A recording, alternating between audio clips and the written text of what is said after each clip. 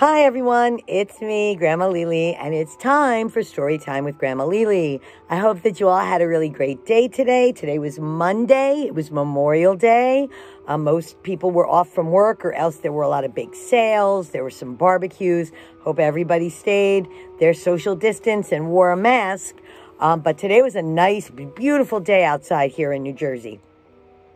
And I had a pretty lazy day today because I didn't have to work. But some people, they had a great day. Today was a day that we usually honor the people that died in the war, the soldiers that fought for America. And a lot of us couldn't do that this year because we really couldn't have the parades and things that we normally have. But just to remember that we do honor and appreciate those people that fight for the freedoms that we have. Okay? That done, I would like to say hello to my babies, Elijah and Jordan. They're sleeping in the next room. And my baby Kylie, I miss you. And my granddaughter Serenity, I hope that you had a great day. And school is almost over. And it's almost your 16th birthday. My goodness, I can't believe that. Anyway, one of the things, my baby Elijah is here with me, and one of the things that Elijah really, really loves more than anything else in the world is blueberries. Every time he comes here, he asks me for blueberries. He wants more blueberries, and more blueberries, and more blueberries. So tonight we're going to read a book. I read a book once by an author that I really liked. His name was Robert McCloskey, and it was Make Way for Ducklings. And this book is also by Robert McCloskey, and it is called Blueberries for Sal. It's not Blueberries for Elijah, but it's Blueberries for Sal. And we're going to read that book today. This is also a Caldecott award-winning book, which means that it won an award for the author, Robert McCloskey. And so get your stuffies, get your blankets, get your cookies and milk and everything else. And we're going to read this, Blueberries for Sal, for our sweet little baby Elijah. And this, if you remember, this book was written long time ago, and this is what people's kitchens used to look like. And over here you can see that they're making blueberry jam and blueberry preserves and all kinds of other things. That's called canning. Blueberries for Sal by Robert McCloskey. Not for sale. And this book was written in 1948. And in 1948, guys, I was not even born yet. In 1948, my mother was only 8 years old. So that was a long time ago. One day, little Sal went with her mother to Blueberry Hill to pick blueberries. Little Sal brought along her small tin pail, and her mother brought her large tin pail to put berries in. "We will take our berries home and can them," said her mother. "Then we will have food for the winter."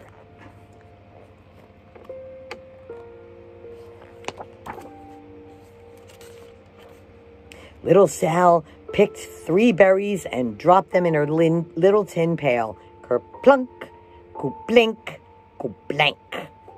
She picked 3 more berries and ate them. Then she picked more berries and dropped 1 in the pail. Kerplunk, and the rest she ate. Then little Sal ate all 4 blueberries out of her pail.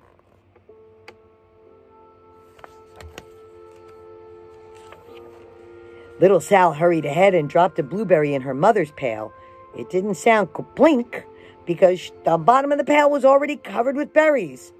She reached down inside to get her berry back.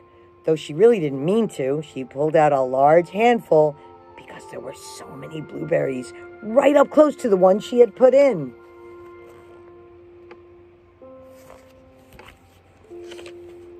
Her mother stopped picking and said, "Now, Sal, you run along and pick your own berries. Mother wants to take her berries home and can them for next winter."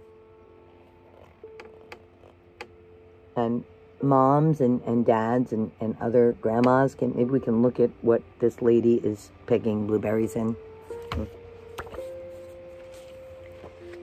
On the other side of Blueberry Hill, Little Bear came with his mother to eat blueberries. "Little Bear," she said, "eat lots of berries and grow big and fat. We must store up food for the long, cold winter.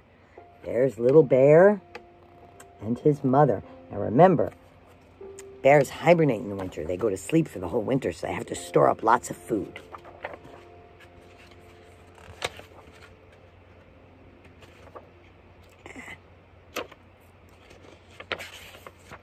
Little Bear followed behind his mother as she walked slowly through the bushes eating berries. Little Bear stopped now and then to eat berries, but then he had to hustle along to catch up.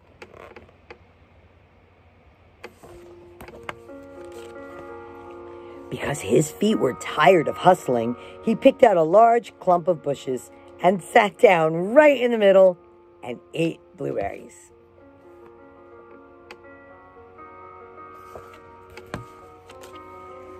Over on the other side of the hill, little Sal ate all of the berries she could reach from where she was sitting. Then she started out to find her mother.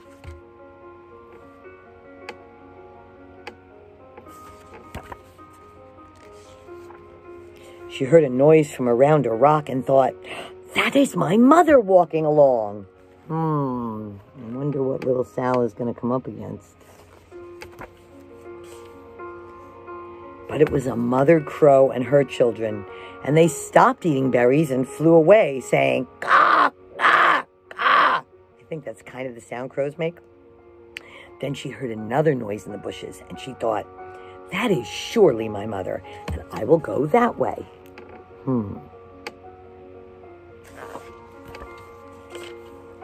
But it was Little Bear's mother instead. She was tramping along, eating berries, thinking about storing up food for the winter. Little Sal tramped along right behind.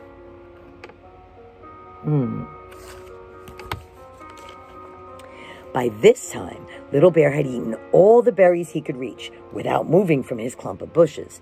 Then he hustled off to catch up with his mother. He hunted and hunted, but his mother was nowhere to be seen. He heard a noise from over a stump and thought, "That is my mother walking along."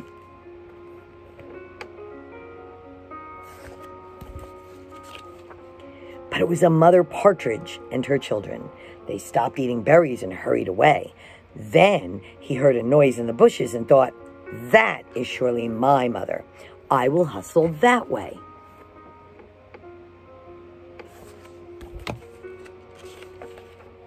But it was little Sal's mother instead. She was walking along, picking berries and thinking about canning them for next winter. Little Bear hustled right along behind.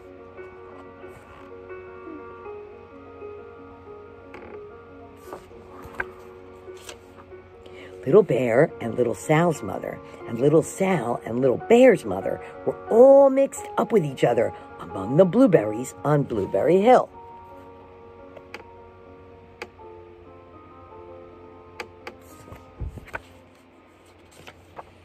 Little Bear's mother heard Sal walking along behind and thought it was Little Bear, and she said, "Little Bear, eat all you can possibly hold." Little Sal said nothing. She picked 3 berries and dropped them, kaplink, kaplank, kaplunk, in her small tin pail.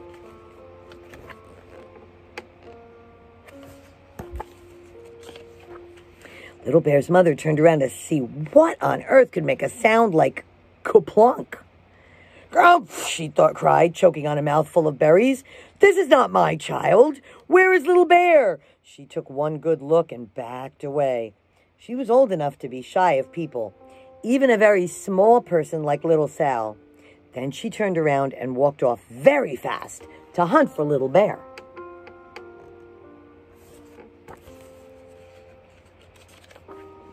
Little Sal's mother heard Little Bear tramping along behind and thought it was Little Sal.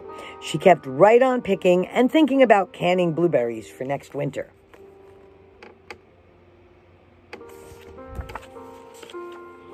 Little Bear padded up and peeked into her pail. Of course, he only wanted to take a few of what was inside. But there were so many, and they were so close together that he tasted a tremendous mouthful by mistake. Now, Sal, said Little Sal's mother, without turning around. "You run along and pick your own berries. Mother wants to can these for next winter." Little Bear tasted another tremendous mouthful and almost spilled the entire pail of blueberries.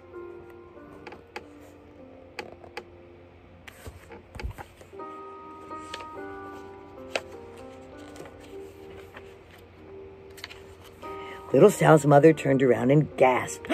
"My goodness, you are not Little Sal. Where, oh, where is my child?" Little Bear just sat munching and swallowing and licking his lips. Little Sal's mother slowly backed away. She was old enough to be shy of bears, even very small bears like Little Bear. Then she turned and walked quickly to look for walked away quickly to look for Little Sal.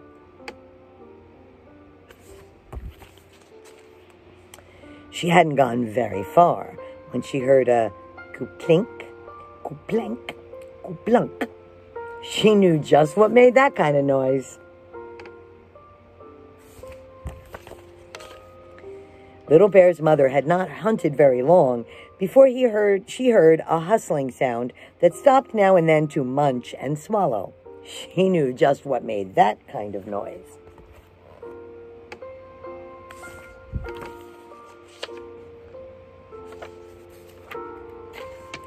Little Bear and his mother went home down one side of Blueberry Hill, eating blueberries all the way and full of food stored up for next winter. And Little Sal and her mother went down the other side of Blueberry Hill, picking berries all the way, and drove home with food to can for next winter. A whole pail of blueberries and 3 more besides.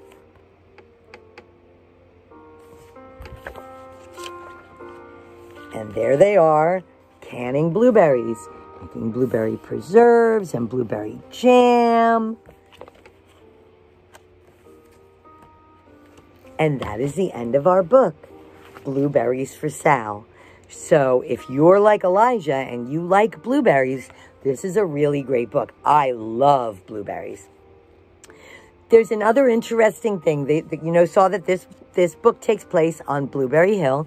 There's actually an interesting song from many, many years ago, probably close to the same time, called Blueberry Hill. And what I will do is when I upload this video, I will put a link to that song in the video, in the description, so that your parents can show you that song about Blueberry Hill. Okay, so tomorrow is another day. We are going to have another great story tomorrow. I hope it's a nice day, and I want you all to have a really great week. Have a good day. Grandma Lily loves you. Bye-bye.